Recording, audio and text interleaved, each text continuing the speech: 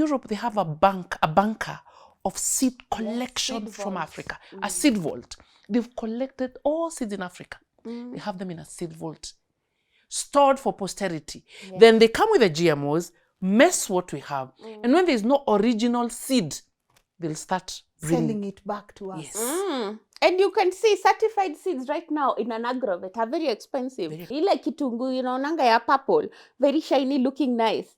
That one is 40,000 a kilo. 40,000. How many farmers can afford that certified seed? And the government is saying you have to buy that one from the agrovet. You cannot go and share and borrow and exchange among yourselves. You have to go through the system. You can imagine for all the centuries, the Kamba and the Raka people have planted dengu. Now they need a bill. You see, and I keep asking them, so what does this bill benefit the farmer? What are you bringing on the table for the farmer? So what is wrong with dengue? Let me just ask. What are they saying is wrong with dengue? So now there's registration. The senator who proposed it in parliament is saying that they need to regulate that industry. They are coming for land. Kenyan land is classified in leasehold land and freehold land. They are taking away freehold. All Kenyan land is going to be on leasehold. So at a particular time, lease expire, then you don't own that land. So they're taking away land. They're taking away community land.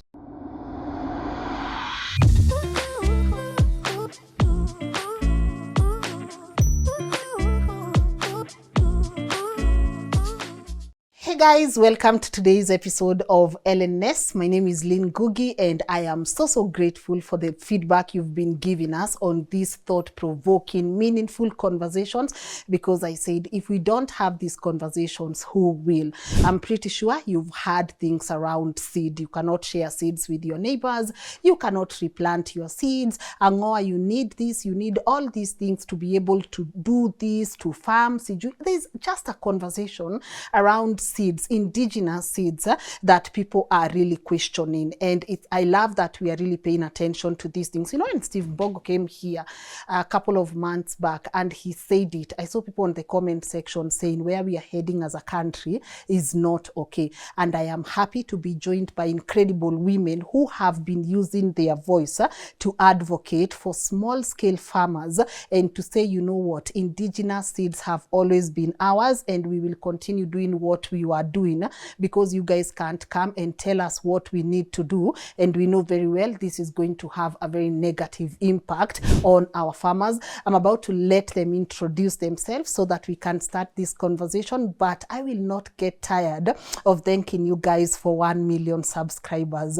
I'm telling you, you all know penye tumetoka and I do not take you for granted. And even the new people who are joining us, karibuni sana LNN. Here we are active participants of these conversations, and I want you to know that had it not been for you, this would not have been easy. Thank you so much for supporting our work and for making sure that you subscribe and for making sure that you interact with us on the comment section so that we can continue impacting our society one story at a time. And of course, to say thank you to my incredible team. You all know now what I say. You see me in front of the camera, but it takes an entire village to put this work together. So shukran sana.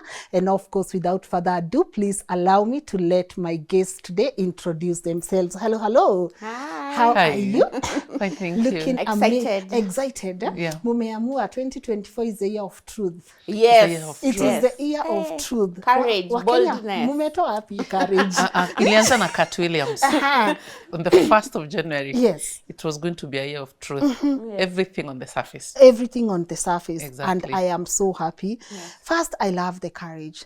I love the fact that even Gen Zs have told Kenyans, you know what, you guys, if you don't speak, your nation is going to be sold, quote unquote, or your country is going to be auctioned. Yes. And I'm really happy to be having this conversation. But before we get deeper, before we disrupt, before we say what we need to say, could you please introduce yourself maybe? Thank you so much, and congratulations on 1 million subscribers. I'm so excited to be here for the second time. I think the first time you came to the farm.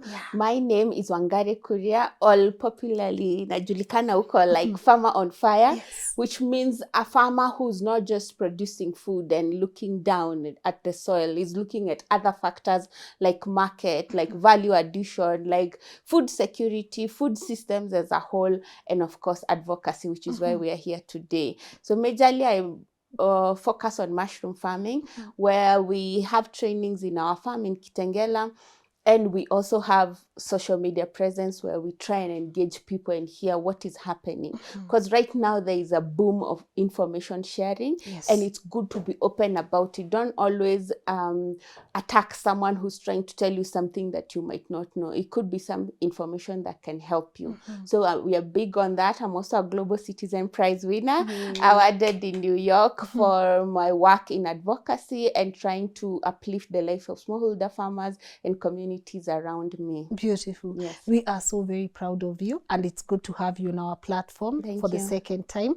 Also, thank you for the mushroom. Wangari amekuja carrying mushrooms na kila kitu. So we do appreciate you, and once again, I'm really happy to have you. Yeah, my darling, how are you? Fine, thank you, Lynn. I'm so excited to be here. I've watched you for so many years. Oh my goodness. I'm so happy to be here. My name's Mary Kadhomi. I wear many hats, but the biggest of them all, I'm a farmer. I'm a horticulture farmer, but currently for the last 5 years, I've been doing dairy keeping. So my work is to produce milk and to just make sure it's quality milk. This I do because of my children, because I had small children, and also to sell. So I have a lot of experience in farming. And when you see that food production is being attacked, I get very worried. I'm a leadership expert in governance, a politician, and these are aspects of our lives that affect us every other place we go. We cannot avoid talking about these things. Something is happening in this country. Information is coming out. A lot of information is coming out. But it doesn't mean these things haven't been happening. They've been happening chini ya maji.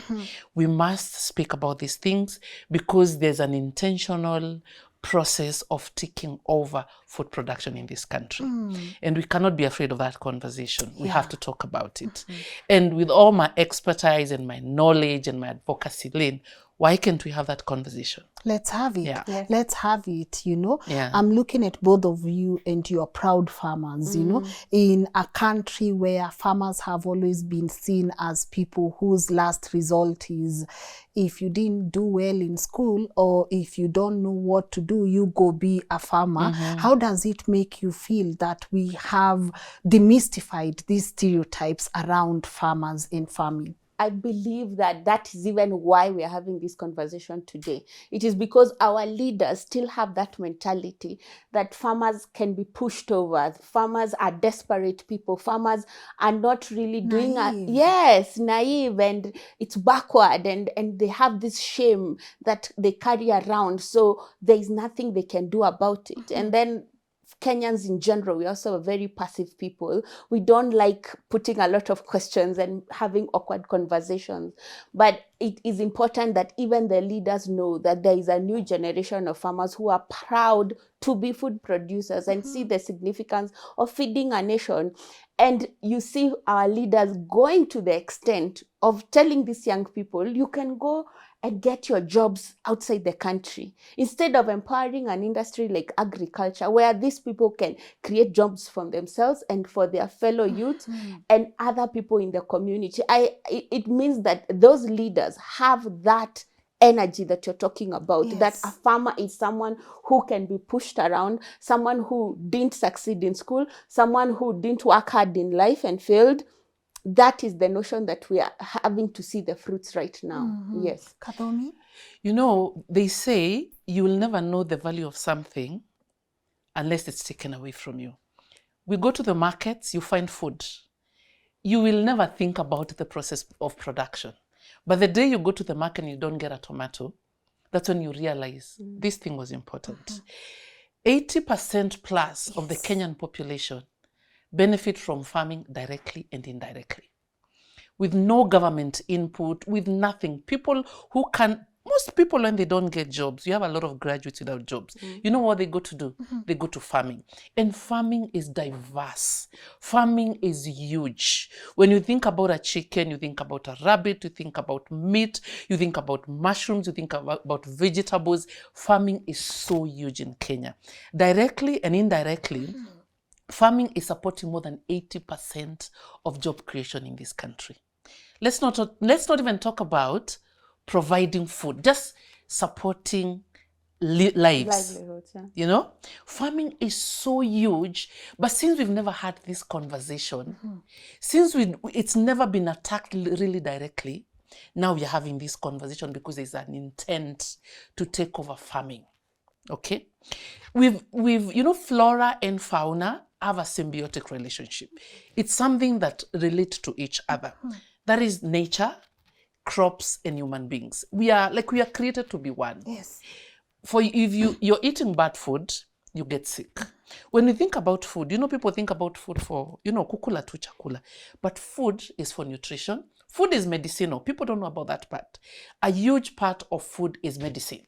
But since no one taught us about that, you've heard people about doing home therapies, doing turmeric, doing garlic for healing this, doing honey for this, even for beauty. We're doing even honey masks and everything. Even for beauty, people do not understand the importance of food production and proper food production. But right now, because it's under attack, we have to talk about it, Lynn. We have to really digress everything about food production in this country. Do you think our leaders are intentional on making sure we do not understand the value of our land, in making sure they disrupt us, in making sure they make you look at other things and forget? That is the word, distract. They make sure you focus on other things and forget the importance of this soil and these places we call home, our soil, our lands. Do you think there's that intention? Definitely. This is very intentional. As much as it is coming out into the Kenyan population now, and it's looking like, when were these laws passed? In 2012? What do you mean? This is already an existing bill. People are in shock. However, these things have been happening. So it is very intentional. It is designed. People have sat in a room, strategized how to take over, how to make people even more desperate, even more vulnerable. So there is no time for Waishe anymore. We need to tell our leaders, they know. They are the ones who are coming up with these plans to attack us. Something that Kathomi mentioned, very interesting, is that the food systems, the agriculture is the backbone of our economy. That one we were taught when we were in class 4, remember? Yes. However, someone is playing around with the core source of income for this country. It is a critical producer in the GDP of this country. When you talk to the taxman, he will say even 40-50% of Kenya comes from agriculture and related industry. We're talking about producers, we're talking about logistics, we're talking about processing, we're talking about supermarkets. That is a thriving industry that can say that half of our economy, those trillions we are talking about, 2 trillion, 3 trillion, half of that is coming from this industry.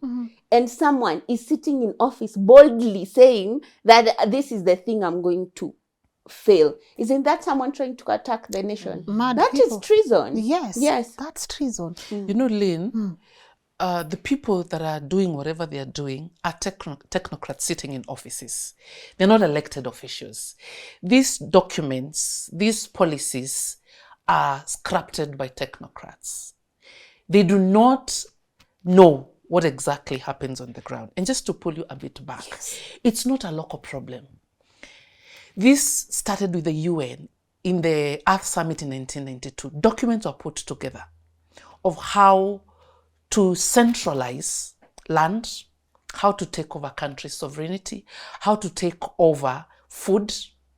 Okay? And if you pull your thought backwards, we had a push for GMOs in the Kibaki era. And Kibaki did a good thing. He did public participation. Kenyans spoke loudly. They were not interested in GMOs. Those documents sit in parliament. Documents of public participation where Kenyans say they didn't want GMOs. Because it starts from there. And those 10 years were sort of peaceful years. Then we came to the Uhuru administration, another 10 years. There was a push all over for GMOs, but he was a bit reluctant, but because he knew. GMOs are related with a lot of diseases as we speak. Compare cancer cases 20 years back and now. Compare cases of autism in children. Look at those numbers. 20 years, they've skyrocketed. It is all coming to GMOs, okay? When they craft these things in offices, the intent is to take away food sovereignty. Food sovereignty, food security is tied to seeds because seeds are God-given. You know, it's God-given. God gave human beings to live, okay? Because when you go to the wilderness, there are a lot of fruits that heal. When you talk to herbalists, they go to the forest to pick foods, roots, leaves that will heal the body. So what are these people doing? They're coming for the seed. But don't forget, seed, you cannot patent a natural seed. So what do? They take the natural seed to the lab, they change the genome. That's where we get now GMOs. Once they change a genome, they have the right to patent. That's what they do. And own it. But remember, they've picked it from a natural occurring seed. They've not created their own seeds. If it's a bean, they take the beans, take it to the lab and change. Once it's patented, they own it. Okay?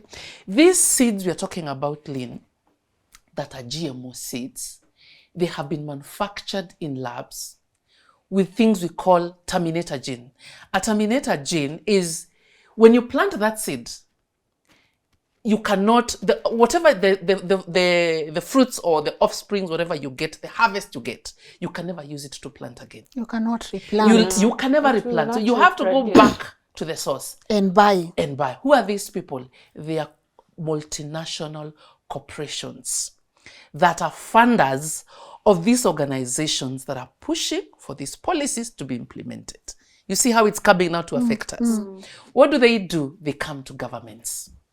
Technocrats in offices. I'll give you an example. And I'm talking about seed. It is so diverse, Lynn.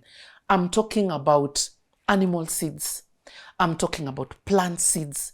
I'm talking about stems. Seed is hugely diverse. Then they come, they buy our technocrats in offices. These people are paid. Sometimes you wonder, who sits in these offices? Who writes these bills? They've been paid.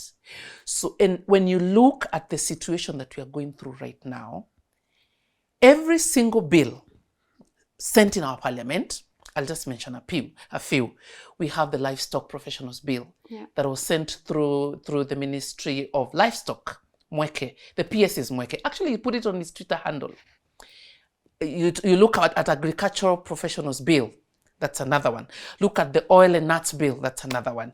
There's also, which was already passed, which is an act of parliament, the Seeds and Varieties Act. That's already an act that started in the Uhuru administration. There's another one I'm forgetting. But they have one thing in common. Everything pulled together to a board. And for anyone to practice agriculture, animal keeping, planting, you have to be in a board. Once you're in that board, there's qualifications.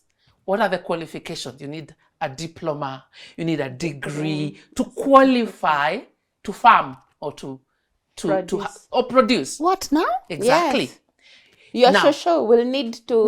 So my shosho needs to go back to school. Exactly. Yes. And get a diploma Exactly. From a or government certificate. institution, not just any institution. Not any institution. Pre-approved. Then check if you happen to do an agricultural activity without the qualification, there is a jail term.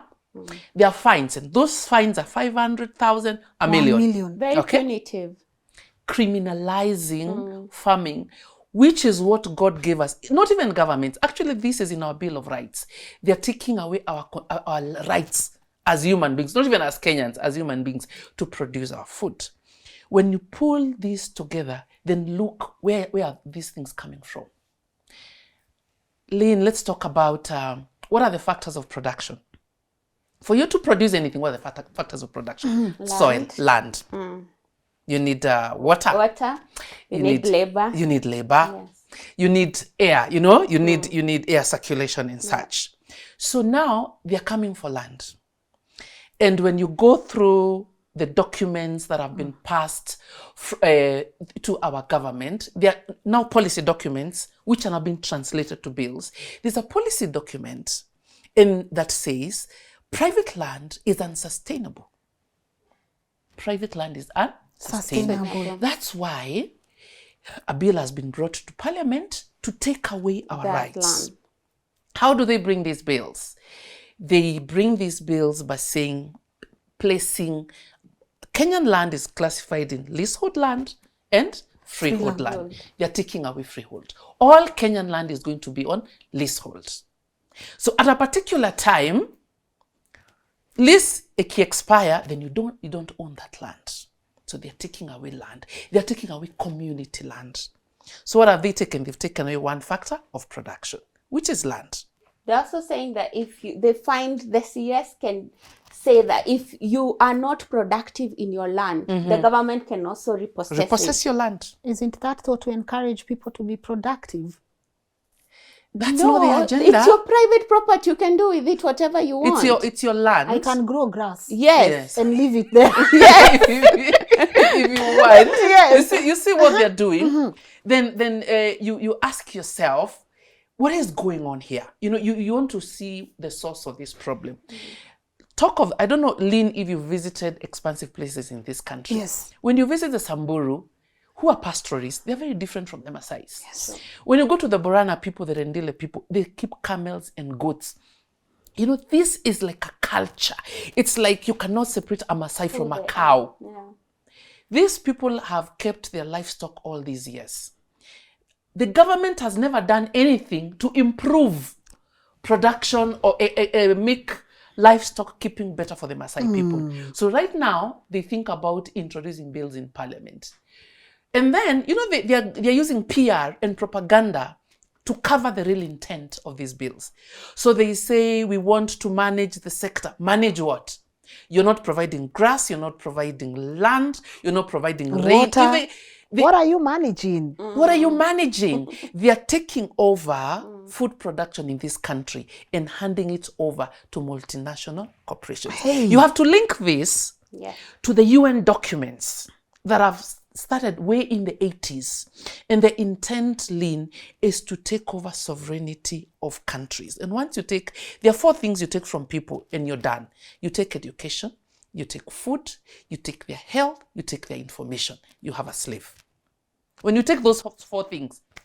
It's true. And just to go deeper on the education one, that is, as we look at our curriculum, we are meant to be workers. We are not meant to be people who are innovative, who are thinking about solutions in our society. So by us, and Wangari and other influencers making noise in the agricultural sector saying, hey, Kadhomi saying dairy farming, this is how you start, this is how you do it. That is not the intention. The intention is they want you to stand there with your papers, desperate, and they are making zero effort to create those jobs that got them into power because of promises of we will have, jobs. We have seen so many things that have been removed with the current government. Like school feeding programs have been scrapped. Linda Mama has been scrapped, and the third one is the one for even NHIF was gone. NHIF is gone. It's a mess. Yani, when you look at this country, even you wonder what is the bigger picture. But just know there are people pulling the puppet hands. But we don't care about the background. We are saying, let us hold our leaders accountable and say that this is no longer going to work. So when the Gen Z is telling people, come out in numbers and let us put these people in, question them and ask them why, how, when. We've seen people on social media doing amazing things. We share, I think, a lot. most of the posts. Someone like Muroro, the guy who's going to counter check. I hope you have him on the show.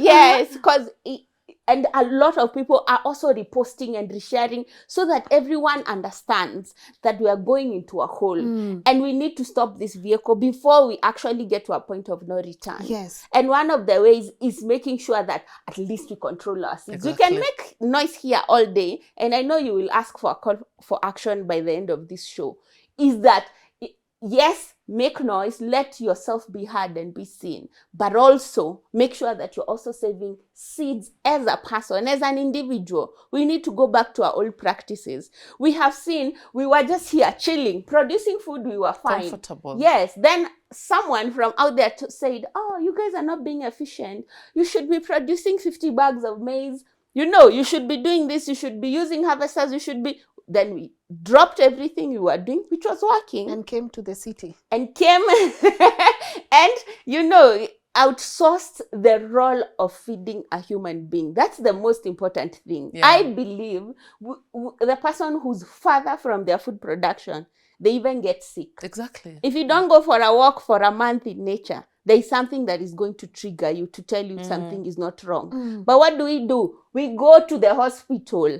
And I need you to have also a doctor here, a conscious doctor who has not taken those odds of solutions are pills. A doctor who says, yes, I have done my medical degree and all that, but also these solutions are simple solutions we find in our house. Drink Garlic, your water, eat your turmeric, oranges, ginger. take a walk. Yes, those are antibiotics in their own In your nature. home. Yes, but we've been sold pushed pills all the time. Someone comes with a problem and offers you a solution. The solution, yeah. It's time we need to start questioning everything. Let me go back now so we understand the issue when it comes to our indigenous seeds. Yes. Let me paint a picture for everyone who is watching, and I know many people will relate. I've grown up with parents who are farmers. Yes. I've grown in Ushago. What we used to do is harvesting time, you put everything, you know, you eat, you sell, you do whatever. But there was this special place called Disobeying where you need to store. Yes. So that the next season, the harvesting season, you just take from the ikobe and then you replant, right? For our audience to be able to understand, when did the rain start hitting us? When did we start having a conversation that this what you remember I used to have mixed colored maize?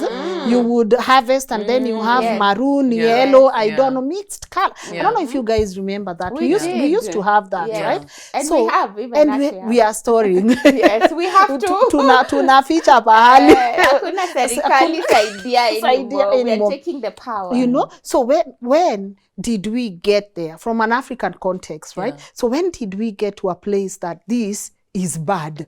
What was wrong with our indigenous seeds so that if a place tunaambiwa, you can't even store? That's what I was saying on my point of we started seeing our ways of life as Backwards, yes. as not civilized, as eating with your hands was wrong. So we started using cutlery. No one knows that when you engage more of your senses when doing something, you're having a better experience. True. The more you eat with your hands, without that transmitter in between called a fork, it's a different experience from eating with your own hand. Yes. And it responds differently with your body because you're engaging more of your senses. You remember you have five senses, and touch is one of them. You want to know how that ugali feels, but you never do because it goes straight to your mouth. Then we start having issues with health. And it's just as simple as our forefathers understood this. And they had a very good way of doing things. But someone came and sold us inferiority complex and we started doubting what was working for us. Now we have to go to an agrovet to ask for seed. Yet we had a system that ensured that we had seeds all year round. We knew what we needed. Did. Even to build up on what Wangari is saying, Yes. I've told you, it's a concerted effort from so many angles of taking over. First of all, we hate our food. Githeri is associated with poverty. No, that is true. Not so. Let me tell you. Hold on. Not to disagree, but I gotta talk to those. Please go on. Go on. Because for some reason it was. Yeah.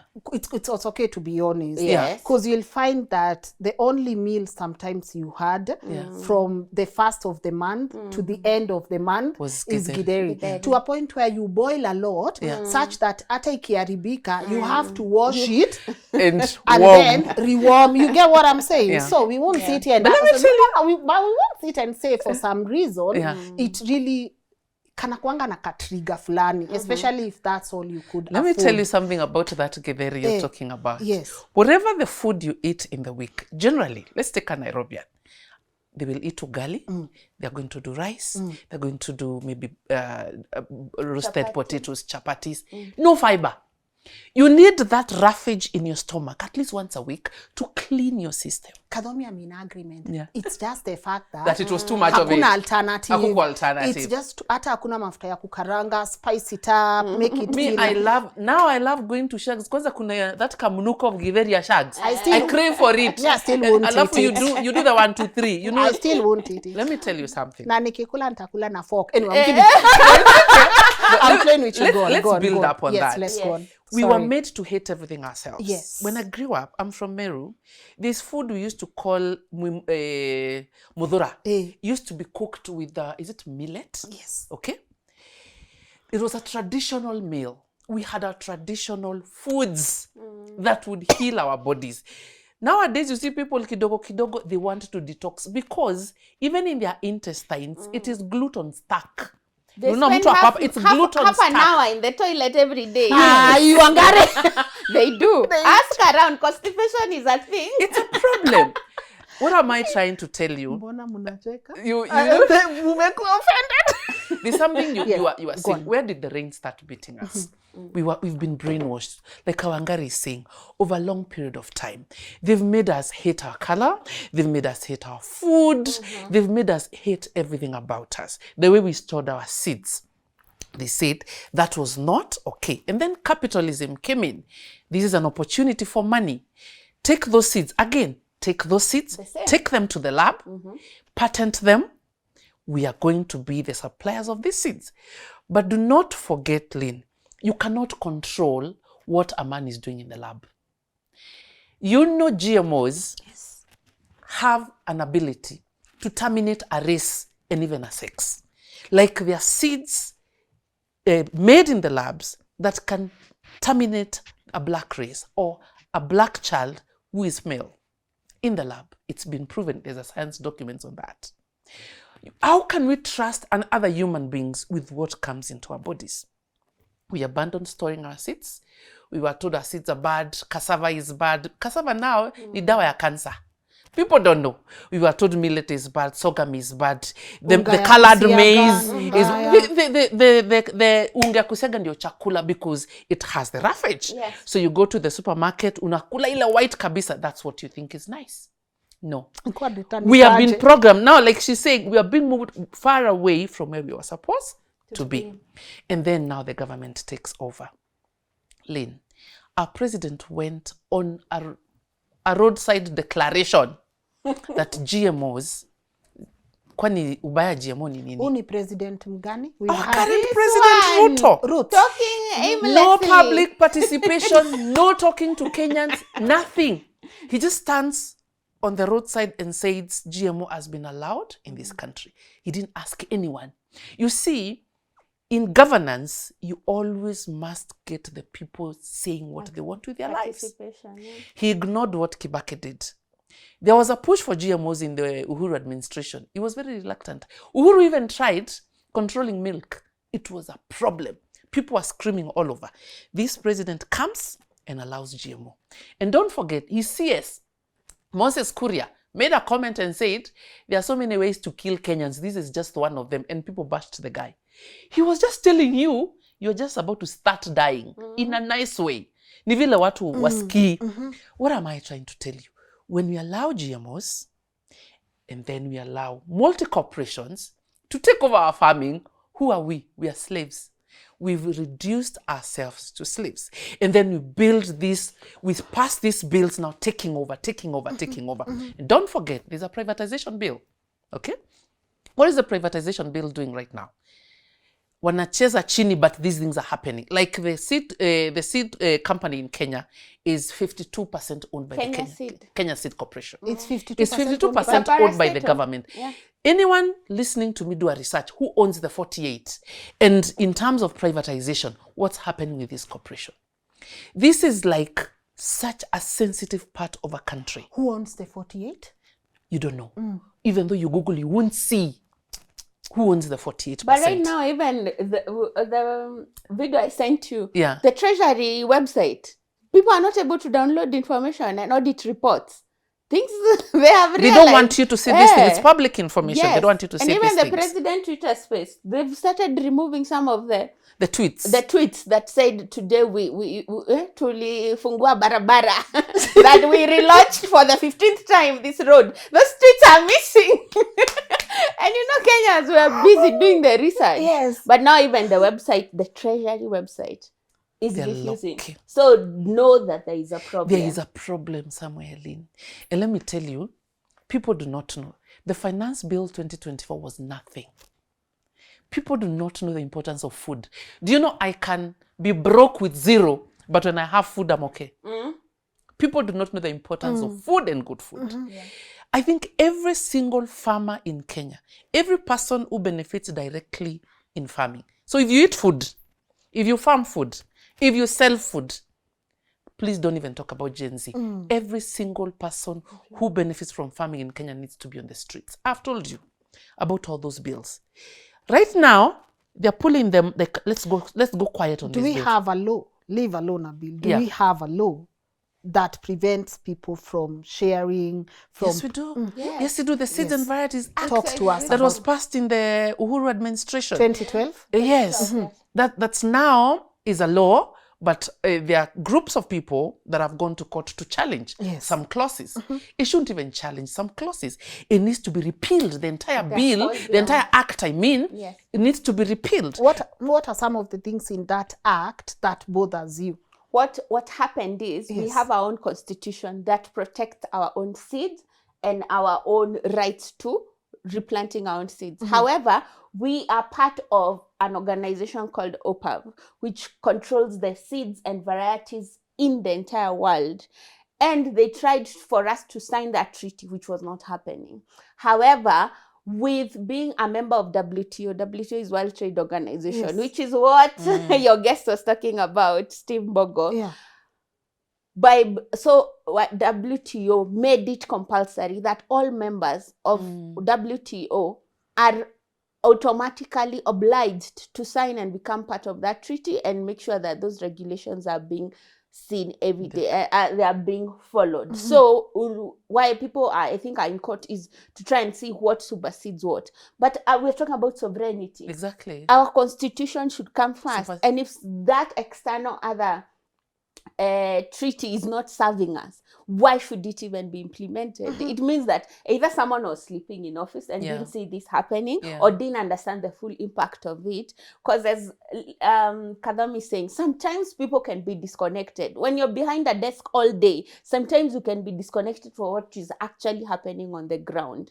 We were talking about the food conversation, and Kadam is a dairy farmer. She will tell you her cows eat better than All of us? Yes, because you take maize, you remove everything good. You remove the covering, the roughage. You remove the heart, the lipid, very good. Good cholesterol, right? You remove all things that are good in the name of nataka unga inakai kikombe. Then all that is taken to the cow. And even that is being questioned under Kadomi's cows. And even that is being questioned under the Livestock Act. Exactly. Because the CS will decide what we Your will cow feed will eat. our livestock. It's in the bill. Yes. It's in the bill. Wow. And on the seed matter as well, your bull is not allowed to go hanky-panky with your cows. No, with its own cows. It's not allowed until it's tagged and registered under the ministry, and this is an annual renewal. Yes. So if the officers or the implementers come and find your cows roaming around, you can be sure it will be arrested. Even to build up on what she's saying, Yes. if you have a farm that is planting GMOs, and you know the process of how flowers and bees and happen, pollination, and the wind comes and blows my flowers and goes, and there's a cross-pollination. The person who planted GMO can sue me. Yes. Yes, they can sue me because my crops by mistake, sijui tutasema nini, cross-pollinated. Then they came back to your place. You will be sued for liability. Okay? Oh my God. Yes, it's You- bad. it looks funny, No. but I'm telling you, it's happening. Let me tell you, Lynn, what is happening. Stupid. It is happening. Let me tell you. You see, they create a problem, Then, they blame you, they bring solutions. good. Yes. There's this. I've told you, we are looking at the factors of production. Yes. They are talking about climate change. Lynn, I'm here to tell you, climate change is a hoax. It is a hoax to take away our rights as human beings. I'm sure if you don't know, now you should know, even cow dung is emitting methane that is polluting the environment. That's the technocrats saying this. So what's their suggestion? Reduce. Veganism. Kill the cows. Kill as many cows as possible. To preserve the environment. To preserve the environment. What is happening in Kenya?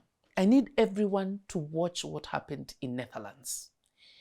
Netherlands in Europe has gone through what we are going through. You should see the kind of demonstrations that happened in Netherlands for months. Farmers carried their hay, they carried their milk, they carried their vegetables. Cow dung, Wakazimwaga kwa manure. serikali kila siku na tractors. Yes. What was the government doing? They were taking the land, just like what they want to do here. They were also taking over production processes and handing it over to multinationals. When I say these multinationals, which ones are they? Companies producing seeds, companies producing chemicals. They want to own everything. The people in Netherlands, the farmers in Netherlands, they held serious demonstrations for months until the government had to back down. That's what they're doing. Do you know right now, the National Lands Commission, that's our custodian of Kenyan land. Yes. Rights zao zishachukuliwa. Those rights, through a bill about land being passed in parliament, are being taken to a CS, to an individual.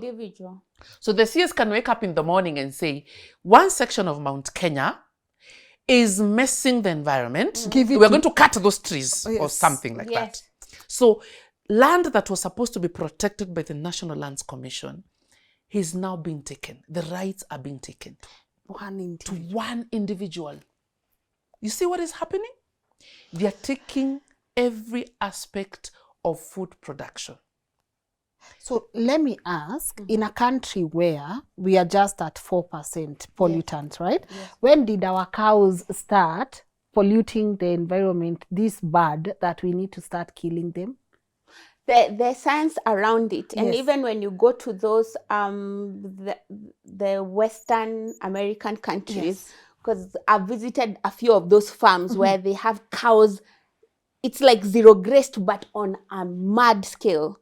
So you find that the production is the emission for them is very high because they're using too much water to water the grass for them to cut it and bring it to the cows instead of allowing the cows to go graze, because they want efficiency. They're not looking at nature. They don't care about the planet. And also you find that sewer, that manure that is coming from these cows is also being sprayed around in fields, so that is increasing the emission. However, when you come to Africa, our cows are grass-fed. Maasai cows roam everywhere. Me, I'm from Kitengela. If you don't find a cow roaming, there is a problem. So there is a way that we are just adapting things without understanding that there is a difference in environment. For them, they are actually doing those things that are harming the planet. If we talk about coal, if you go to Mozambique and South Africa has power shortages. Yet they are the biggest producer of coal in Africa, but they don't use coal. All those trucks are ending in Mozambique, to the port of Mozambique and out into France and all those European countries. But they want to come and dictate how we save the planet, yet we are only doing, I think, 2%. And then they are doing 50% on all that. And to whitewash it is where now you're having these conversations of carbon credit. You know, the first lady buying a whole, adapting a forest. And me, I was like, which one are we adapting? Let me tell you, by the time human beings wake up, we better wake up like real fast. You know, we had that conversation. Things are going like real damn fast. You remember when Mzungu was coming to colonize Africa? He came with a gun. and you can see that's a white color coming to a black. It was clear. What you're going through right now is worse than colonization. And then you can't pick it because they are not here physically, but they're taking everything from us. Just to build up on what Wangari said, normal ways of production. That's why you hear people saying organic production. Yes. I'm sure unajua difference ya nyama ya kawaida na nyama ya Masai. If you go to Kitengela, not even Kitengela now, the suburb, go interior, eat meat there. It's very different from Nairobi meat. Yes. We call that organic meat. If you come to Meru, a part of the Raka, people drive there to eat boiled goat meat. That meat tastes completely different. You know why? And bananas. It's from the, yani organically, imekula nyasi, namira. Let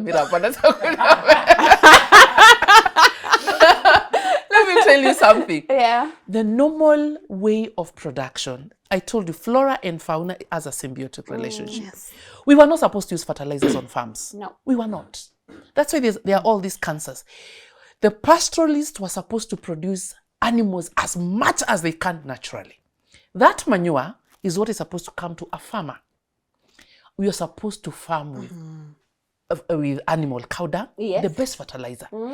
Rabbit urine, you don't need any other fertilizer if you have rabbit urine. Pesticides. And we don't need pesticides. If I'm planting a certain crop, I cross crop it with onions. Onions they will kill some pests that attacking your crops. That's how farming was supposed to be done. But we've gone away from the natural way of doing things. Yes. That's how you have all these problems. Our cows, I'm sure, if you do not know, you better know, they are starting to vaccinate cows in Kenya. They actually, in the villages, they've gone round. Yes, they've gone around counting the number of cows you have and animals. And the government is coming vaccinating those cows. Free. In anything you see free, you are the product. So the intent is actually to kill the animals because they want to take over protein supply in the human race. They are now talking about, you need to eat insects, you need to eat what, because your cows are emitting too much methane, insects are okay for your protein. I'm telling you, it sounds like a crazy narrative, but it's happening. It's here. That's what they are doing. So what I would call upon Kenyans to do, do not trust the government. Actually, the government is the middleman to the trader. Yes. The government is the middleman right now. They are auctioning you to the highest bidder. Protect your livestock, protect your seed, protect everything. And this parliament, this is the worst parliament in my entire life. They don't question anything. My goodness, even 10,000 can buy a member of parliament. A bill is brought.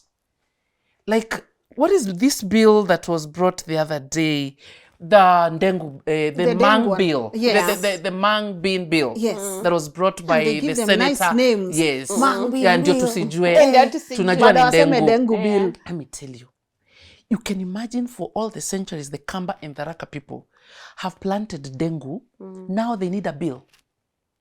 You see, and I keep asking them, so what does this bill benefit the farmer? What are you bringing on the table for the farmer? So what is wrong with dengue? Let me just ask. What are they saying is wrong with dengue? So now there's registration. There's registration of dengue. Trading as well.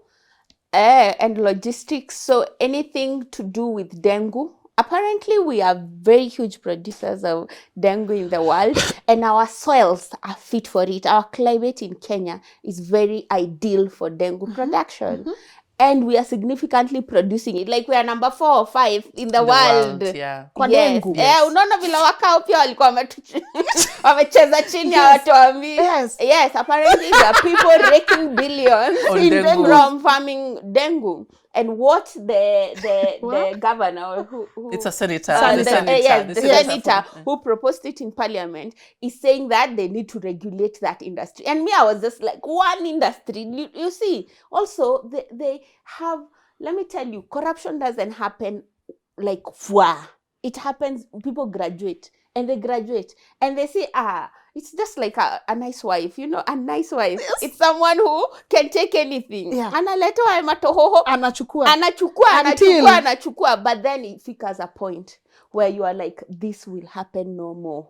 Yes, we know where those people live. If we wanted to also harm them, because they're harming us. And they are forgetting that their children will live in this country after making those decisions. However, we are also to blame. Democracy means taking responsibility of your political rights as well. We've just been thinking our only role is to just vote. We need public participation. We need to be going to parliament. We need to be listening. You know, I see Kadavi trying to read an entire bill on TikTok, and people are still saying, hey, to summarize here, you know. Yes, people want to be lazy about this thing. Yes. And that is what they know, that people don't care that much about it. However, now we are bringing the results to the ground. When we talk about people who have been chosen into parliament, you know, they don't have an educational background. They don't even know how to debate rightfully. They don't even understand parliament proceedings and how to maneuver and win certain wars for their people. They are not understanding that we have employed them. They are there on our pay. You understand? Because it's now upside down, where we find that the member of parliament is, you know, the mheshimiwa, and he's feeling all high and mighty. But he needs to know that I am an employee of the people. I've been put in place to make sure that I safeguard the interests of my people. And that is what is not happening. So we need senators. What are their work? MPs, what are their work? I feel like those two offices should just be on public awareness and public education. Yes. 90% of your budget should be educating your people what this law means. Today we are discussing, tomorrow. Zoom calls are even affordable now. I mean, mainstream media, I'm sure it's open to having such. They are in business. These people don't care about us. They don't want us to know. They don't want us to know. So the issue with dengue is because kuna potential hapa kuna do. yao ya kumake do. You see the picture I painted on all these? Yes. It's the same. Take it over, hand it over. You see already, we didn't mention that in Europe they have a banker of seed collection from Africa, a seed vault. They've collected all seeds in Africa. They have them in a seed vault, stored for posterity. Then they come with the GMOs, mess what we have. And when there's no original seed, they'll start selling it back to us. And you can see certified seeds right now in an agrovet are very expensive. Ask Neptune, ile kitungu, you know, nanga ya purple, very shiny, looking nice. That one is 40,000 a kilo. 40,000. How many farmers can afford that certified seed? And the government is saying you have to buy that one from the agrovet. You cannot go and share and borrow and exchange among yourselves. You have to go through the system. So what's the government's reason behind buying certified seed? According to them, what are they trying to protect? So the logic is they're trying to regulate the industry. Number two, they're trying to collect taxes. They highly tax this seed. This seed, hata ukisikia hiyo 40,000, like 50% of it is going to the tax man. Yes, so people also need to go into the details of, certified. What are the details inside there? Because most of it is not known to the public. And then number three, they're trying to make sure that fraudulent businesses don't go and defraud a farmer by selling them substandard seeds and making that farmer get losses. However, this same regulator is giving us fake fertilizer. It's a lie. You know why they're lying about that? I'm sure most of us, older people, we've grown in coffee farms. Me, I grew carrying coffee on my back, taking it to the factory. If you're not carrying coffee, you're carrying tea. Yes. What did KPCU do to us? They defrauded our parents all the years. Now, all the farmers, coffee farmers, tea farmers, you see, they were benefiting a certain class. So now when they say they're trying to protect the farmer from being defrauded, the farmer has a way of protecting themselves. And they've been protecting themselves for so long. Yes, that's why we have things that are called cooperative societies and SACCOs. Those are regulation bodies within a community. You see, like, if you do what you'll do to the dairy farmers. I live in Kiambu County. I mean, the Githunguri is known as the largest producer of milk. The owners of Fresher. Yes. They have their cooperative societies to manage their issues. They'll manage everything. quality of production and the entire process. Why do you need a government bill to manage a farmer in Githunguri? Why? In the same spirit, why does the dengue farmer in Ukambani need a bill, a national bill to manage dengue in Ukambani? It's a lie. All what they want to do is take over the production of that crop. Not just for profits. Don't forget, I think people don't understand. It's not for profits. It's for control. It's for control. It's for control. And we can also bring the issue of opening our boundaries. ESC community. You see, we are being attacked from all sides. This is not just one system strategy. I know there is a strategic plan for the next 10 years that was proposed to the government and adopted by the Ministry of Agriculture from 2019, and it will go up to 2029. So this is what you are seeing, the implementation of it. But we are finding that Kenyans are highly taxed. And then you open the borders. So the Ugandan egg is coming in at 8 bob. Way cheaper.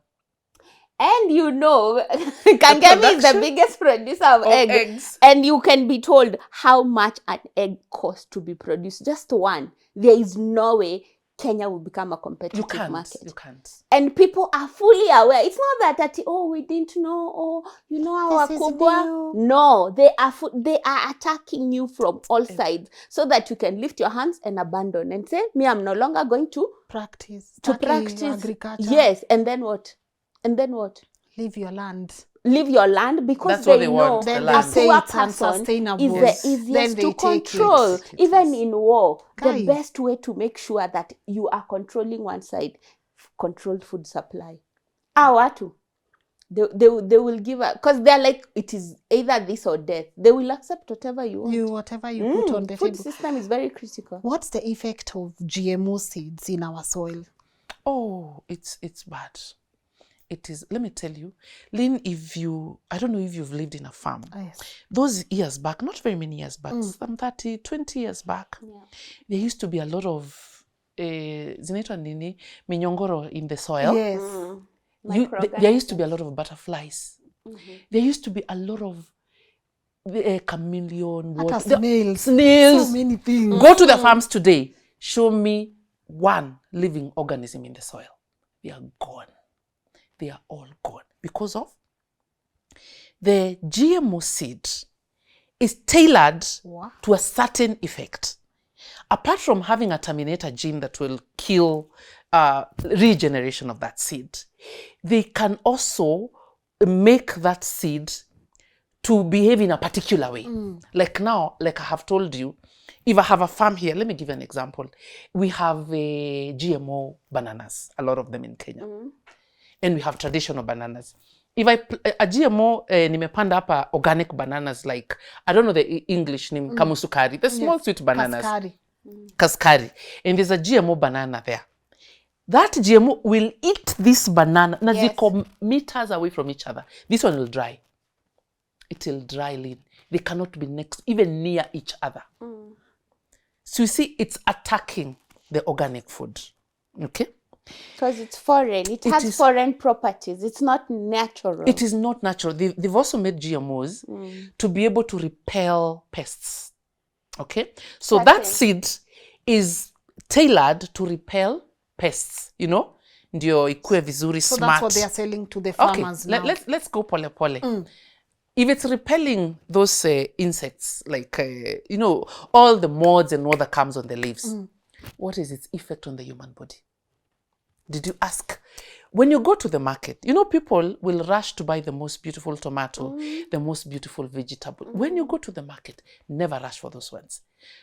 You see the one with tushimos? Buy that. That's the best to buy. Because an insect was attracted. But there are these beautiful ones that you want to buy. What is the effect in a human body of that? I'll give you an example of my friend who works in a farm. And it's a multinational farm here in Kenya, Mzungu farm. They do chemical, everything, and everything is done for export. Within 5 years, he had developed cancer. So kidogo he started swelling. He had a thyroid swell. And he tells me he goes to the hospital and he's told, where do you work? What I've been exposed to. The cancer was caused by the exposure to the chemicals he uses. Exposure. every single day. That's external exposure. Think about internal exposure. That's why Kenya is ranked number 4 in cancer cases in Africa. We have South Africa, we have Zimbabwe, I can't remember if it's Malawi, and then it's Kenya. Because of the food we produce. Let me tell you why Kenya is the pilot country for takeover. Kenya is actually the pilot in Africa. If it succeeds in Kenya, the entire Africa is gone. It's not happening anywhere else. Ugandans have a big relationship with their food. You cannot... Ugandans actually don't put foods in the fridge. When they come to Kenya, they have problems with our food. Let's talk about West Africa. The fufu. The Nigerians have a relationship with cassava. That's their food. Wajaguza uko. But because we are next to South Africa, which is already so overtaken, the piloting is done in Kenya.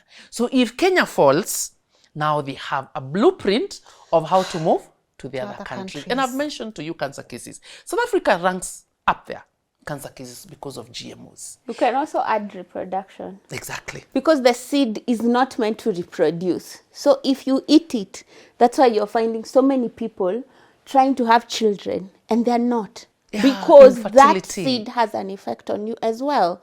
So the idea of controlling population also comes.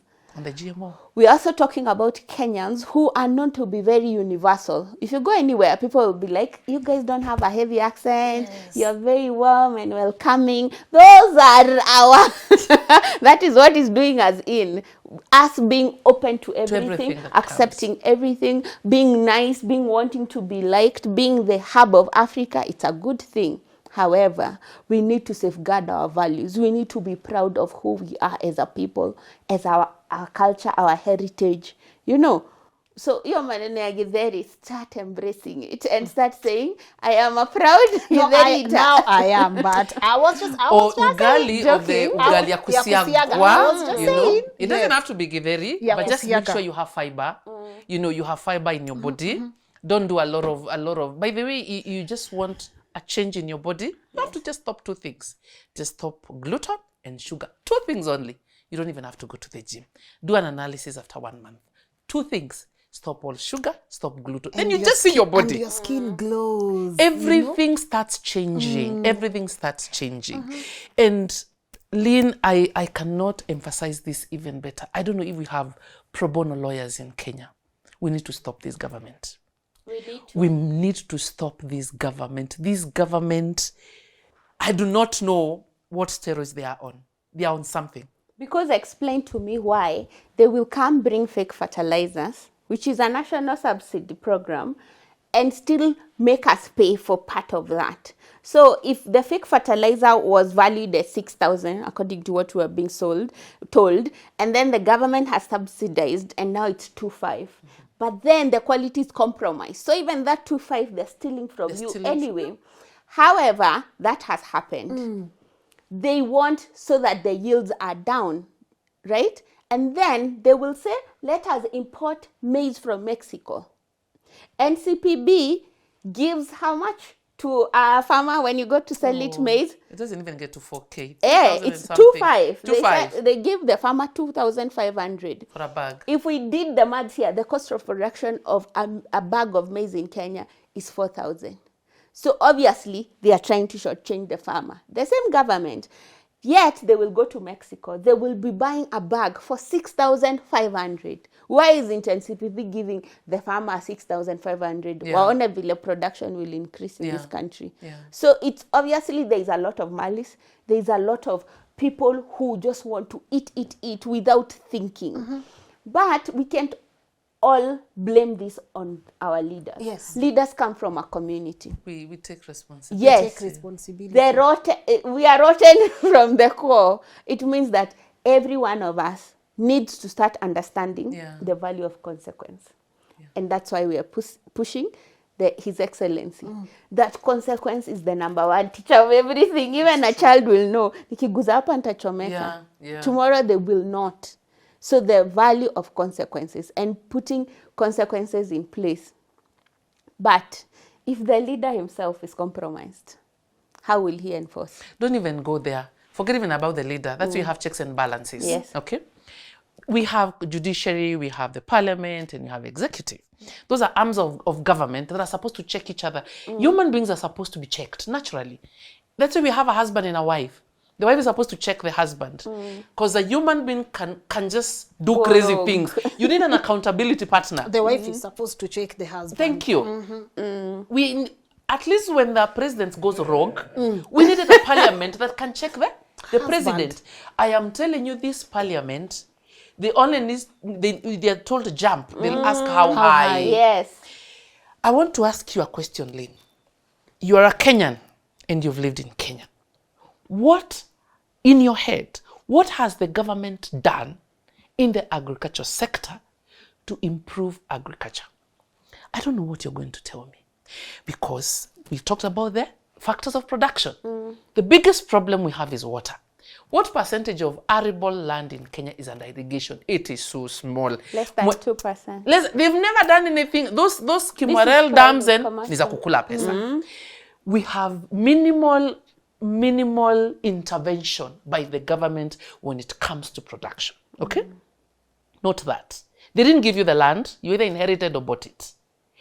They have not given you the fertilizer. You have bought. As much as they call it subsidies, you're buying that fertilizer. They didn't give it for free. These seeds they're taking, they sell it back to you. So the government has done nothing in the agriculture sector. And then they want to come and regulate the same. Okay? So you see the PR they're using huku nje with these bills. We want to protect, it's a lie. It's a PR game. The government has done nothing to enhance food production. If you ask me, the most abused person in Kenya is a farmer. True. As a farmer myself, if today the government told me what we can do to do away with the broker is the worst person to a farmer. Have you seen the way carrots are sold in Narumoro? Gunia and then another extra gunia is shonewad apo juu. Who protects? That's the broker's work. The broker comes and looks at your tomatoes and says, "Apa, nitakupatia 50,000." God, when you remember the chemicals, the seeds, but you don't want your nyanya to rot, what do you do? You just give it away. If this government has ever been genuine about the farmer, do we even have bodies that are protecting the farmer from the broker? Because the farmer is always eaten by the broker. By the way, we are very good farmers. We produce quality milk. But who do we sell to? The broker apa katikati, the broker. So let them stop the lies with the bills. Regulate at that point. Let them stop this regulation. Let them come back and help us protect. Actually, we need a member of parliament who sponsors a bill and says the government is not supposed to pass any bill that oversees, regulates the farming, the agriculture sector.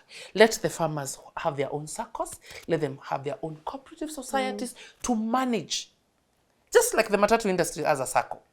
If right now matatu is arrested, see, they will look, which circle is this? Yes. That circle manages itself. But we do not have a national government managing a farmer in Borana, where there is no road, there is no water, nothing. Maziwa but you want to come and kwa regulate those barabara. people. By then now they want to come and regulate farm. You know, you saw that photo of the farmer. I did, so it was looking the so maziwa sad. Ikamwagika. Yes. So now the government want to go and regulate. Yes. Watapitia wapi hao? And tax it. And tax it. Yes. So somewhere where you haven't invested, you haven't planted, but you want to come and harvest. And we said, as farmers, let us put this person in power because he is a farmer. He understands our... Who? But His Excellency was an egg farmer.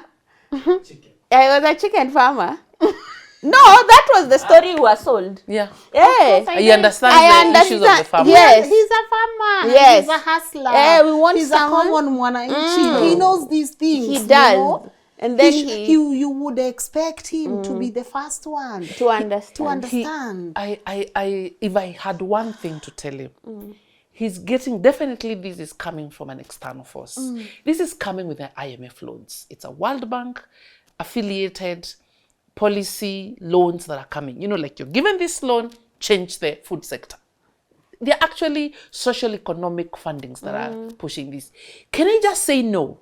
Can you for once just say no? You know, you've taken everything. Once, just say no.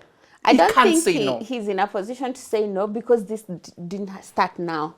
It started even with campaigning. I need $1 billion to campaign. Who will give me? It comes with, you know, these are the things we need in exchange.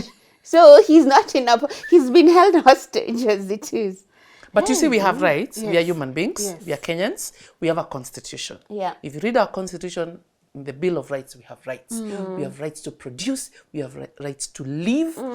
They are actually, if genuinely the judiciary will listen to a case against all these bills that are being sent in Parliament, follow the constitution, we win in the morning because they are going against our constitutional rights as Kenyans. We have a right to produce food, healthy food. He has no right to allow GMOs because Kenyans said no. So we need to go to court and ban GMOs in Kenya because it's not very old. Imagine this administration is just 2 years. 2 years. And check the damage in the country. 2 years. I do not know where we will be in a third year. That's not going to 5 years, a third year. Because, Lynn, they are taking away the coal of the society. They're taking away the coal of the society. I won't even talk about the education that they've taken away. Let me just steer the food. Yes. You know, take the education, steal the money, but leave the food. You know, don't take the food. We specifically want to talk to the older generation who don't want to stir the pot or rock the boat. And they have that mentality. But imagine how ndio watakuwa wa kwanza being imprisoned. And you know, with the judicial system, ignorance is no defense. You can say sikujua. So where do the you bill was get passed, 1 million for dengue? No, As there a will, 70 yes, year. there will be the people who will be the as we are going into the battlefield on your front line upper, they will be affected the most because they are the food producers of our country. And usijidharau wewe kama small scale holder farmer useme, oh, but me I just have an eighth, oh, me I just have a quarter of a no. Those small scale holder farmers, as Kadami said, they're 80% of our food systems. Hao ndio wanajaza Naivas, ndio wanajaza hiyo Marikiti, Githurai market. See ati those people with 5 acres, those ones don't even do much. They farm for 1 year and then they get tired. But you, that person in Kiambu, una visit mtu kwa Kiambu, unaona tu, there is only a path to go to the homestead. Everything else is utilized for farming. And they are practicing something called mixed agriculture, which is very good for our ecosystem. But someone came and said, oh, this farming of yours is very old. It's very traditional. Now, start doing this. Start buying seeds. Start using pesticides. Start doing... And we did that. We were obedient. We did those things. But in the end, we are realizing that 10 years ago, an acre of land would give you 40 bags of maize. Right now, it's not even giving you 10. So definitely, the system is not working. We cannot continue with these borrowed solutions because they're not working for us. They could be working for them, but they're not working for us. But then you also hear the same community will start bringing mamas of something called regenerative agriculture. It is what we were doing this whole time. Mixed agriculture, you have 1 cow, you have 2 chickens, a vegetable garden. The family is food secure. Yes. We were very comfortable. Lynn, talk to people who come to Kenya, visitors, even Kenyans who have been abroad and they've come back. Even an American who has come to Kenya. I see them on TikTok all over. Kenyan food. Kenyan food is good. Even the taste. Kenyan food, no spices. Do you know why? It's organic food. That Kenyan... People say, hey, the meat. I haven't tasted this kind of meat. The skuma. The skuma, you know. Talk to an American. American who has come to Kenya and they will tell you what we have. Food. How much power do these multinational organizations have on us, on our agriculture sector? Let me tell you, Lynn. Fear. And I learned this with the Gen Zs. By the way, I learned a lot from the Gen Zs demonstrations, which I participated in. As much as I'm not a Gen Z, I learned a lot. Viva. Fear can really keep you in prison. You know what? The fear to say no. The fear for people to stand and say climate change is a hoax. The fear to stand and say the UN is passing documents over to WTO, World Economic Forum, that are not implementable in a normal human society. People are not telling them no. People need to set, you know, you ask how much power they have. It's because no one is saying no. No one is standing and saying, no, this far you've gone is enough. Don't touch the food. Don't touch this. And let me tell you, Lynn, all this we're talking about, and so much that we haven't talked about, boils together to the New World Order. It's a takeover. It's a takeover of food, a takeover of education, takeover of health. You see? Everything. And then it's a takeover of, I will tell you, when there's this thing we call the housing levy in our country today. People think, tunajengewa nyumba. Hamjengewi nyumba. Who wants to live in a concrete jungles? Who wants to live like an animal, like actually a dog, in these tiny houses? Nobody. No one wants to live like that. They want to pull us together and take our land. Because then they say, oh, you've not farmed for a long time. Me, I'm telling people right now, build a house shags where you come from. Hata kani ya mabati. Build it. Build a house right now where you come from. And even in the COVID days, I used to tell people, plant herbal trees. Plant a lemon tree, plant a mwarubaine tree, plant something at home and have a connection with where you come from. Do not be the kind of people who are stuck in the urban centers because it is detrimental to your future. Okay? So, these people, they are powerful because we don't say because no. we've given them the space. Oh, sijui IMF, oh, sijui nini. They are giving us loans. Let them cut the loans. Let's die. You know, let's just die because we are not getting those loans.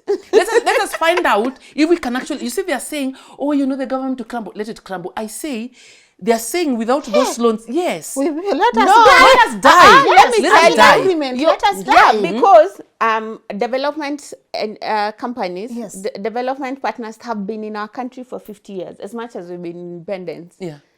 If you would put a track of how much money has been poured into this country, it's like a sinkhole.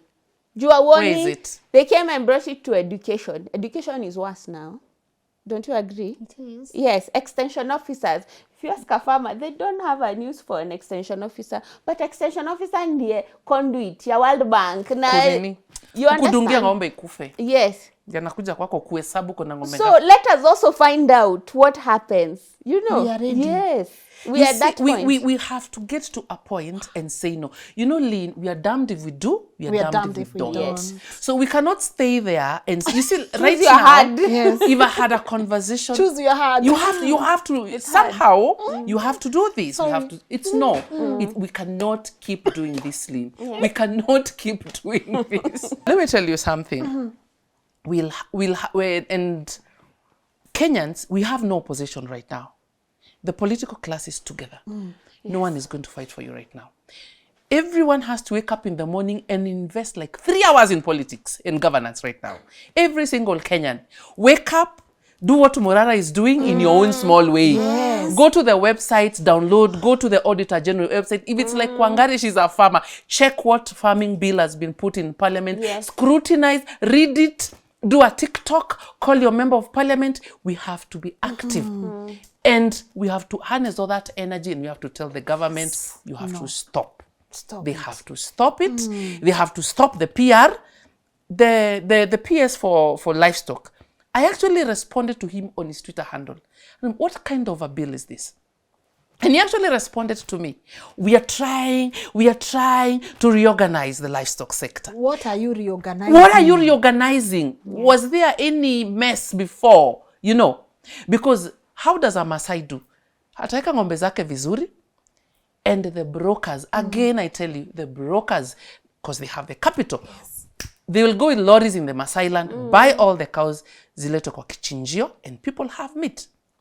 But if the government made sure that there's organization such that the Masai farmer gets good price for his cow, because they don't get good prices for the cow. But how will they? Because, you know, one day we went and we did this show, Pixie Farming, in Ukambani. Yeah. Man, the amount of pixies that rot to the ground because you can't simply put a manufacturer. Like you can't, like our people, I don't know what's happening. Oh my God. Unaenda unafanya show, mtu anakuambia the amount of things that rot.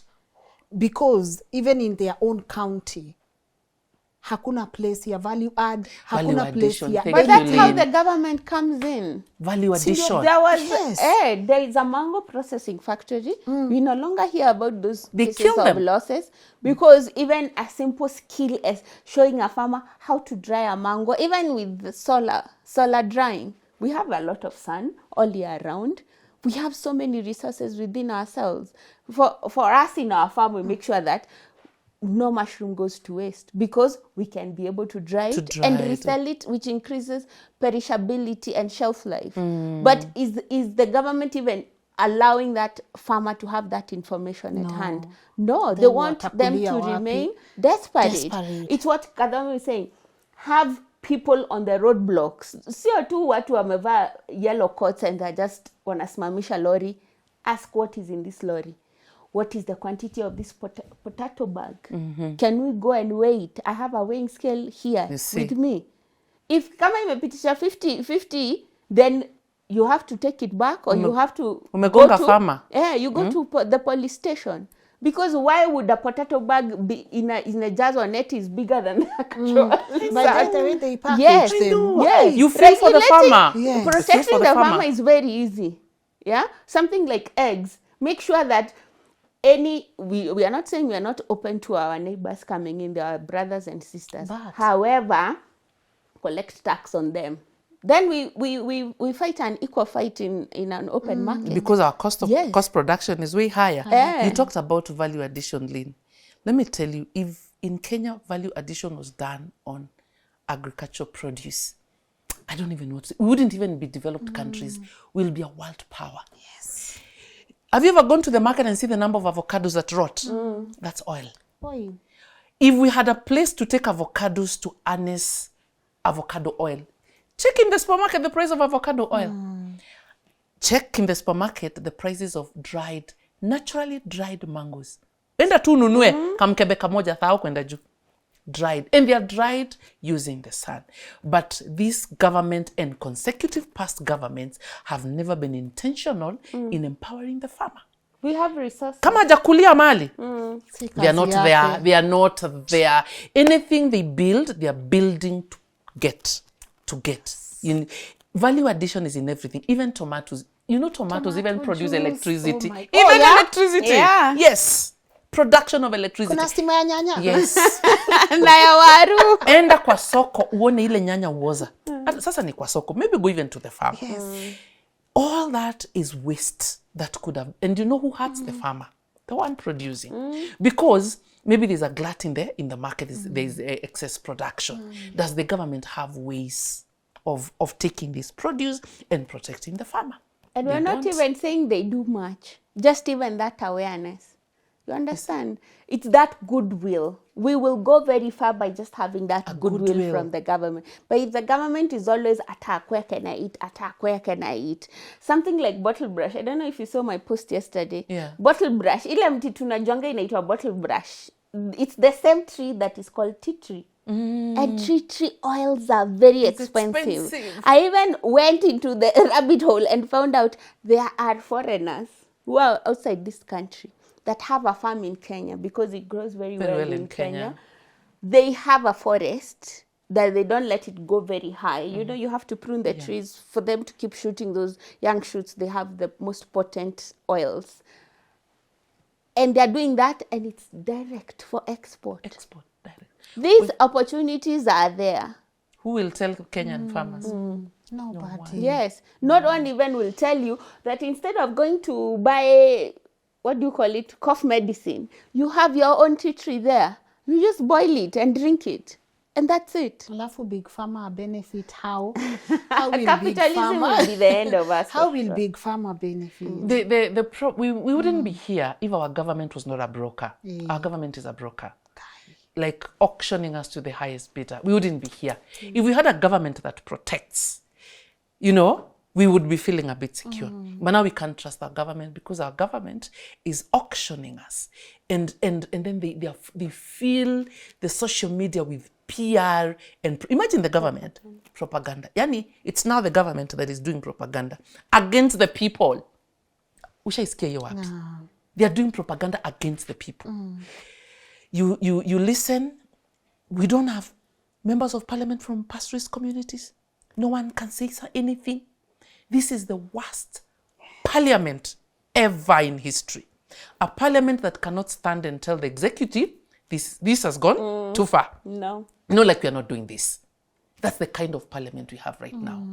And the speed at which, Lynn, we are going, we have to get to the streets, not for a day, and camp there until things change. Yes, we have to camp in the streets until things Europe change. had to do it over and over and over and over. Till things change. Yes. And as she's saying, we can add on to the fact that those MPs, we saw the vote, yes and no. Yes. And then in the end, the person who they were siding with so that they can gain favor said no. So that tells you you're very, I don't You're use being that used. word. You're not using your head to think. You are stupid. You're don't have stupid. That's the word. principles. Because the person who you're saying yes to can easily say no. can easily say no, and then you're left in the dark. Yes. Yes. So next time, make better decisions. Make independent decisions. Say, ina kufa nayo. This is my stand. One thing they're not realizing, the world is shifting. The world at a very high speed. Things are shifting. PR is not holding because we are counter-checking everything. Uongo hazishikili, like whatever you lie, it's not holding. We are living in a day, like I say, 2024 is the year of truth. Yes. It's only truth that will hold. If you lied, everyone in the world will know you lied. The truth is coming out and is being declared that you have lied. As much as we're trying to shame that Juja MP because he said they were given 2 million to vote yes for the Finance Bill 2024, they went back to Parliament and tried to shame the guy. We knew already. We knew already the truth was they were paid to vote in a particular way. Okay? So the senator for Makueni who has sponsored the Mang Bin bill, Dengu bill. He comes and says, Dengu bill is being sponsored by someone yes, from Makueni. it has to be someone. Imagine. You mean someone who Is the one of their community own. is benefiting from that. Dengu is the first one to run to Parliament and Lived sponsor a there, bill. grown there, seen the problems of the Kamba people. There's a show I watch. It's called for Big Breakfast Club or something. There's always that part. They say the donkey of the day. What's the name of this? Because man, that's the donkey of the day. I know, not in a bad way. Not in a bad way. Like your people are the ones who are benefiting from this, and you are the first one to run to sponsor a bill. And they gave you the job. We have to say no. We have to stand and say no. Yes. In daylight. Si saizi hakuna ile ya kujificha. Hakuna ya nyuma. Sijui kuogopa. You must We have stand to say and no. say no. So no. let's look at a couple of solutions Yeah. here. Okay. Public participation, of course. Definitely. We have to keep passing this information. We have to store our indigenous seeds. Alafu watupate waseme. Seed bank zijaja huku everywhere. See, that is also illegal, I think. What? Kujaza. Apana. It's my own thing. I'm not sharing. Seed exchange is the problem. It's mine. I cannot, as Yes. long as I don't share it with Wangari, I'm good. Yes. So watu waweke. But how Watu practical? wanataka kudonate. How we have practical one. are these things that you are my neighbor? Yes. I'm like, hey, Mama Kamau, kujia ngunia. But how practical that there will be a government agency watching me exchange seeds with It's my very neighbor? practical. It is There is a practical. white man in It's Nakuru practical. who's taking people to court. That's how we got light of this. A white who? A foreigner. Went, expatriates. They Yes. love living here so much. Yeah, and that's So a conversation we gotta have. And they live in very big lands, Yes, you know? yes, Very yes. vast. Conservative. So he saw this Conservatives. grass that was doing very well. Yes. And once he gave it to his cows, he realized that they were producing more milk. Hey, he took that grass. He didn't even go to the lab and change it. He went straight to Kipi, patented it. Now he's harassing his neighbors. Why are you having this grass? Do you know this grass is mine? He's coming with law enforcement. Because law enforcement, when they read the law is saying that this man has Patented. Yes, The it's grass. not joke. Don't You think it's not joke. It's happening. Yes, it's happening in Nakuru. That's how we got wind of all this. Wow. Watu wako ndani, my friend. Let me tell you, one of the agenda is countries are going to lose sovereignty. That is part of it. And it's going to be a police surveillance leadership. It's not even going to be a state. It's going to be a police surveillance. You see, there are classes of people. There's the local Mwananchi. There's this police. By the way, the police will serve the political elite, and to make sure the subjects remain there and they obey. So there will be people to tell on you, because, and you know, with the corruption, you know, ataona kakitu hapa, there will always be someone to tell on you. But then I tell Kenyans, disobey. When leadership becomes tyrannical, it is our role to disobey. You know, I think the church has played a very big part in brainwashing us and programming us in a particular way. At obey the government, give to Caesar what belongs to the Caesar. That is a brainwash and a programming to make us be subjects. When a law is wrong, disobey the law. Because if you go to court, you can actually prove that law is wrong. That law went against you. Why was the Finance Bill 2023 quashed by the court? Yes, because it was unconstitutional. It was unconstitutional. You see? So you can pass laws. You see, the spirit of the Constitution is what we live by. Not just the word, the spirit. Sometimes is what was the constitution makers, what did they want to achieve by this clause, by this chapter? That's the spirit of the Constitution. To protect a human being, to make sure a Kenyan thrives. But then you're taking that away. I do not have a right to obey an unconstitutional law. As much as a law. It's unconstitutional. Yes. We need to, I'm telling you, I saw someone do a video and say, most of the laws that will be passed in this administration will be all quashed.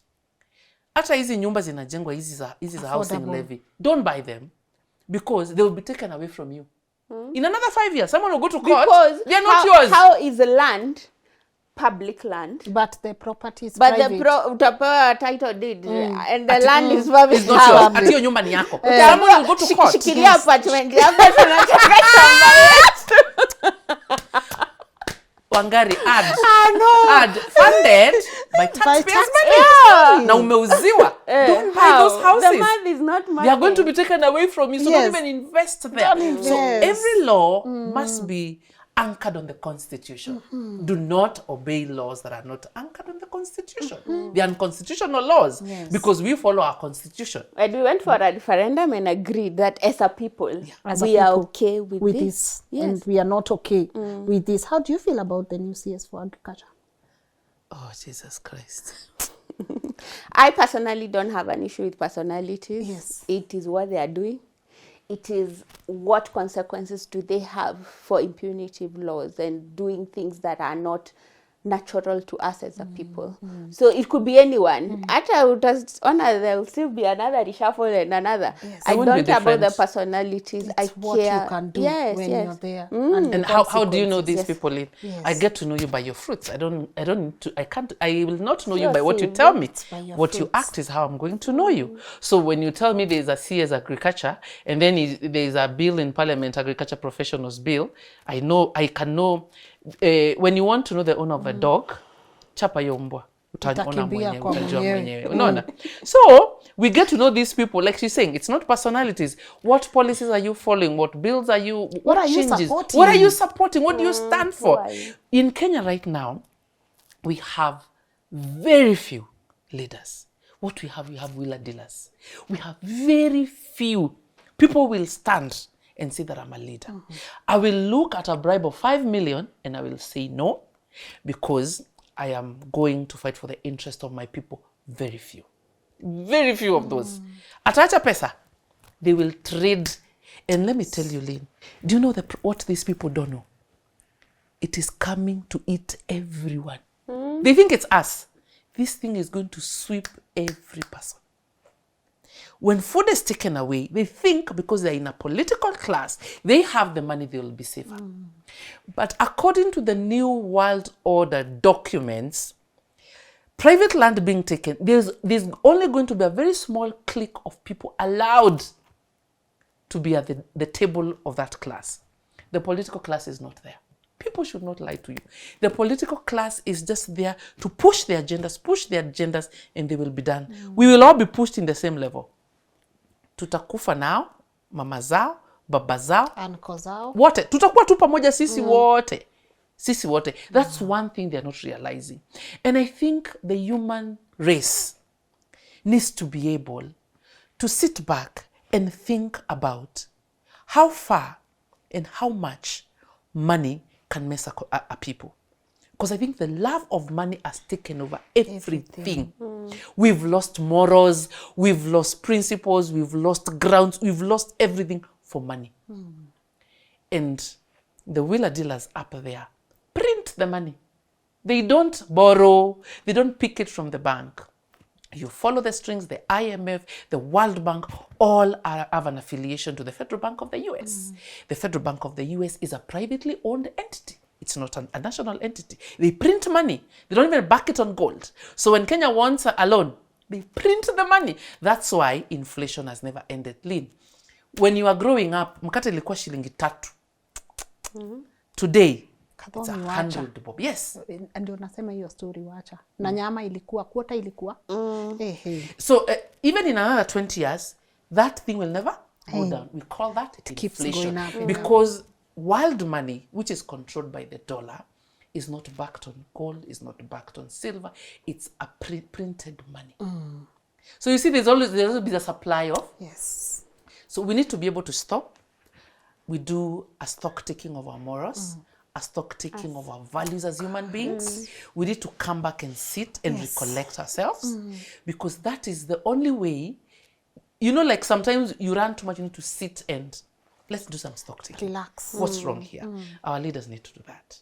Good. Wangari, what do you want to say as your parting shot? Yes, for my parting shot is one, I want to encourage everyone to start a seed bank. We've been sharing information on our social media, Farmer on Fire, on how to do that, and we'll continue encouraging people and inspiring and spreading that fire for people to actually know that it is within their right to do that and to prosper at it. We had these skills. No one can tell you, you can read from a book somewhere how to safely store food. We have the skills, we have the indigenous knowledge, and that's what we are relying on at this point. Then number 2, we are having a conference for women in agriculture. We never want to forget the people who actually are the implementers of all these systems that we're talking about. Women are the actual people. Like my dad will remove money to, get the tractor, but it is my mom who's actually going to foresee to implement how that food will be produced and have the fruit at the end of the day. Women are critical in the food systems. So we are having a huge conference, one of it's of a kind, the first one in, I think, Kenya and around neighboring countries. Farmer on Fire is bringing together to discuss about the people who are actually on the ground. They are the ones facing these problems, and they are the best fitted with the solutions on how we can be able to secure our food security as a nation. That. Do we have a date for that? Yes, 1st of November, it will be in Sankara. I'm inviting all of you. Kujeni, Twende, we dress nicely. Yes, because farmers need to dress better, because it is how they are perceived. Those farmers in Muranga and Kiamba and Meru, when you go see them on Sunday, they look very smart. It shows that clothes they are wearing is just an apron. Ndio isichafuke, isistainiwe na that red soil. But it doesn't mean that they are poor, that they are backward, that they don't know what they are doing.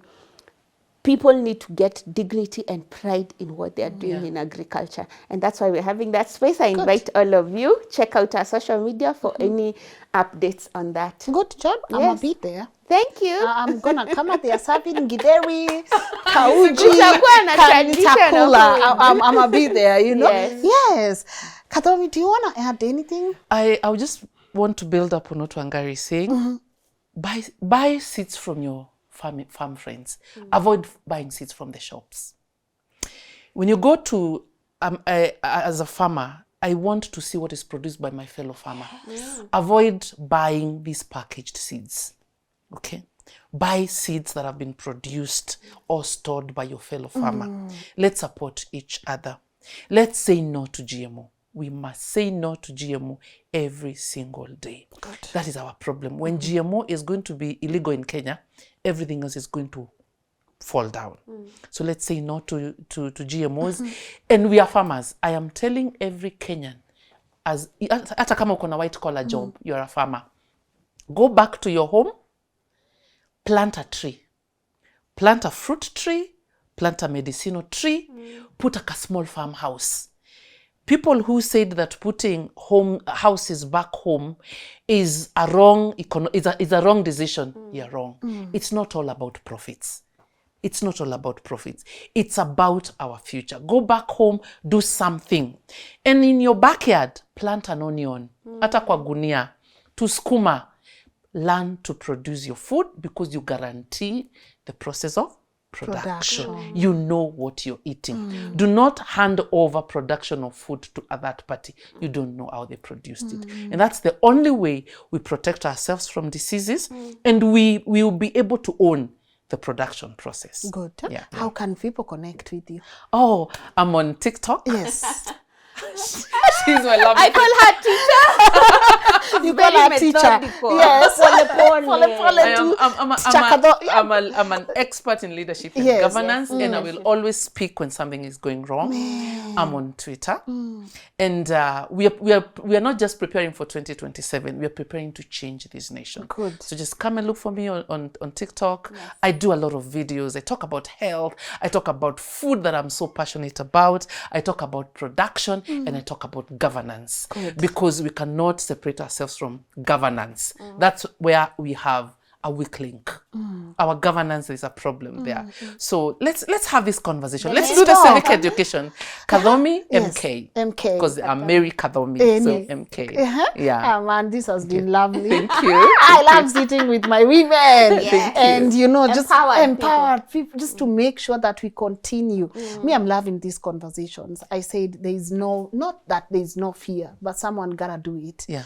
And it has to start with us. Yeah. If every one of us could do what they need to do in their own small space, I'm sure we'll be able to change. And thank you for this platform. You're doing a great job to getting us there. Tuzidi tu. Yes. I appreciate you. Thank you so much. Twendeni tukule ugali. I would love to see you on Twitter doing Twitter Spaces. Hey, me, I just went back to Twitter the other day after 3 years. I think it's don't worry. I also went back because of Mandamano. I didn't even know how to use Twitter. Yeah, even right now it's still confusing for me. It's confusing. But I'm gonna be. We gotta do what we have to. Yeah, we have to do. We have to do. At the end of the day, we have to make sure we're on the right side of history. Yes. For me, that's all I'm saying. We have to be on the right side of history because they are banking on us not having these conversations. They are banking on the fear. They are banking on intimidating us. Yes. They do not want us to have this, but we gotta normalize having this. Yes. Me, I'm good by the way. At the end of the You're day, like, let's go. I am good. At the end of the day, I'm on the right side of history. And that's on that. And that's on God. You're doing a good job. Thank you. Thank you. Yes. Haya, twendeni tukule sasa. Hata Ubaya hiyo si ugali ya kusiaga. Sasa I don't know what we're gonna do with. Sasa you've really opened our eyes, and I know you have. You will see even on the comment section. This has been an amazing discussion to have. So guys, see you maybe tomorrow, either 10 a.m. or 7 p.m. I really do appreciate you, and thank you for the amazing emails that you guys are sending. I've seen some of you really send incredible emails. Some of you are even forwarding us a couple of things or documents that we need to be looking at, so I don't take you for granted. And you know how we do. On the comment section, let me know what your take home has been. Connect with my beautiful guests. Their social handles are on your screen right now. And let me know also, what else would you want us to be discussing here on the show? See you. God bless. Bye-bye.